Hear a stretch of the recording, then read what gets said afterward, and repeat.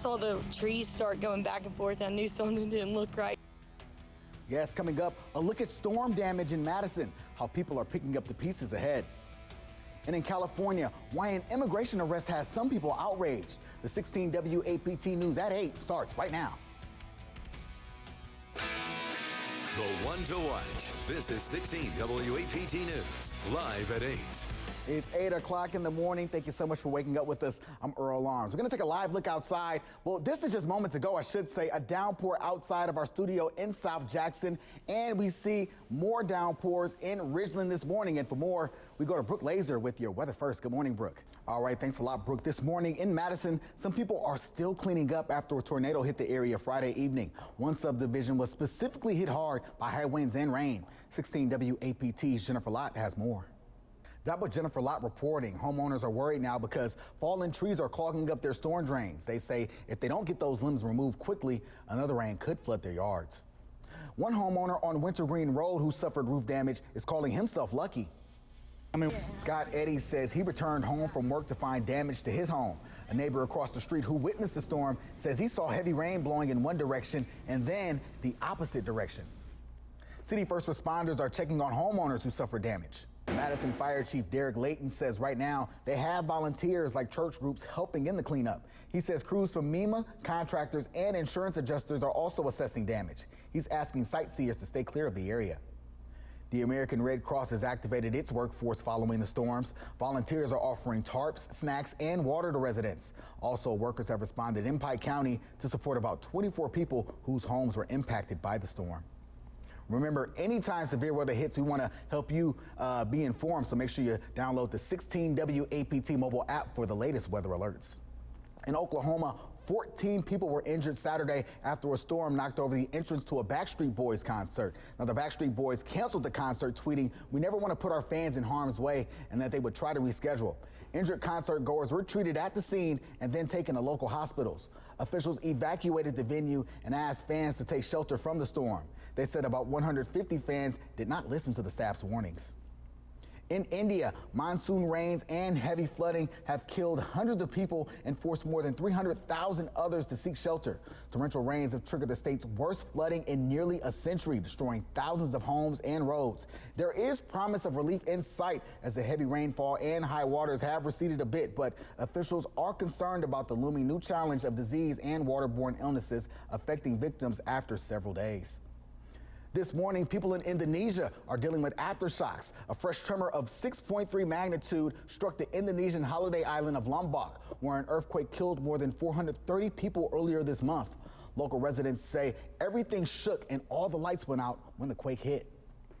Take a look at this video. It shows a father and son who escaped a forest fire in Glacier National Park in Montana.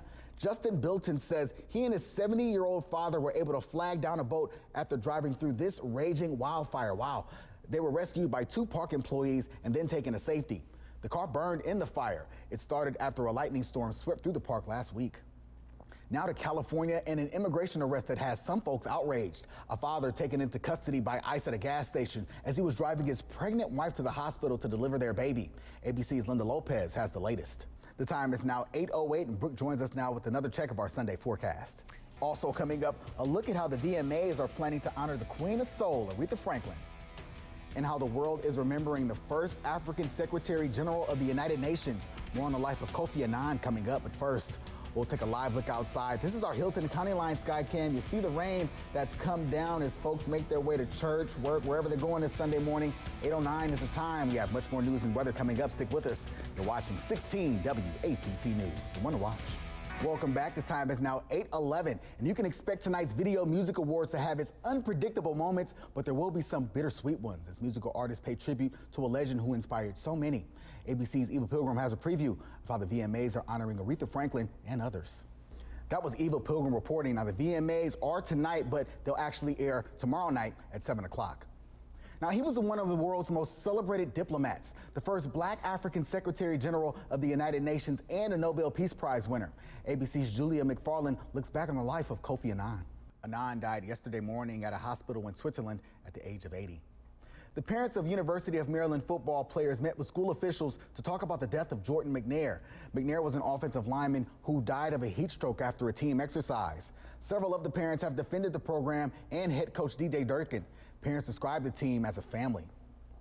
On Monday, the first reunion in 3 years between select North and South Korean family members will take place at North Korea's Mount Kumgang. Now, the last round of family reunions was in 2015. The reunion is included in the historic accord that was signed by the leaders of the two Koreas in April. Around 57,000 people were eligible to take part, but just 93 people were selected. The ongoing division of the peninsula still affects ordinary Koreans deeply, several decades after the end of the Korean War. More than 75,000 people have already died without ever reuniting with their loved ones. The Russian woman accused in the U.S. of being a covert agent for the Russian government has been transferred to a new jail. Maria Bettina's lawyer says she was moved Friday night from a jail in Washington, D.C. to one in nearby Alexandria, Virginia.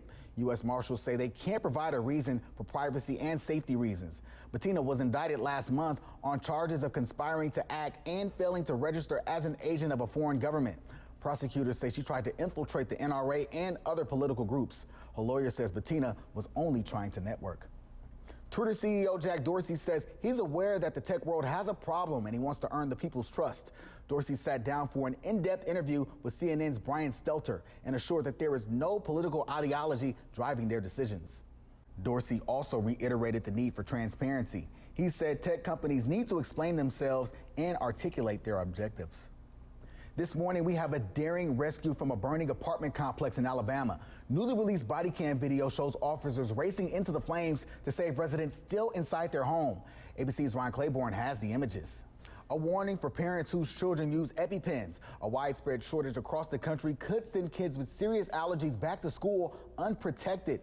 The EpiPen shortage, which has been an issue for months, is caused by manufacturing issues and local supply disruptions. Sales of EpiPens typically spike during back-to-school season. It's not clear how many children could be affected, and the shortage can vary among the pharmacies. The FDA approved the first generic version of the EpiPen on Thursday. Nearly 6 million children in the U.S. have food allergies. Also coming up, a place you may not want to visit if you're afraid of heights. We have more on China's glass-bottom bridge ahead. But first, a live look outside using our Hilton County Line Skycam. A look at I-55. A rainy start to our Sunday morning. 8:20 is the time. You're watching 16 WAPT News, the one to watch. Well, Brooke, hopefully you're not afraid of heights, because if you are, this next story might make you queasy. This is a new glass-bottom suspension bridge that just opened in Northeast China. It's almost the length of 4 football fields and 158 meters high, about 170 yards. More than 10,000 people showed up to take the steps across the thick glass. I see the folks going across there, Brooke. Not sure if you'd be one of those people. I'd be one of those people. You would? Yeah, exhilarating. Wow, okay. So you're not afraid of heights. Have you ever been to the Sears Tower in Chicago? I have not, believe it or not. Okay. You know, from Milwaukee, which is Yeah, about an hour and a half away, seriously? but I've never been, no. Earl, I'm surprised, I because you know, can I look all the way down like that. It's pretty amazing. Yeah, I know. I should be ashamed of myself, you know. And speaking of looking down and coming down, talking about this rain.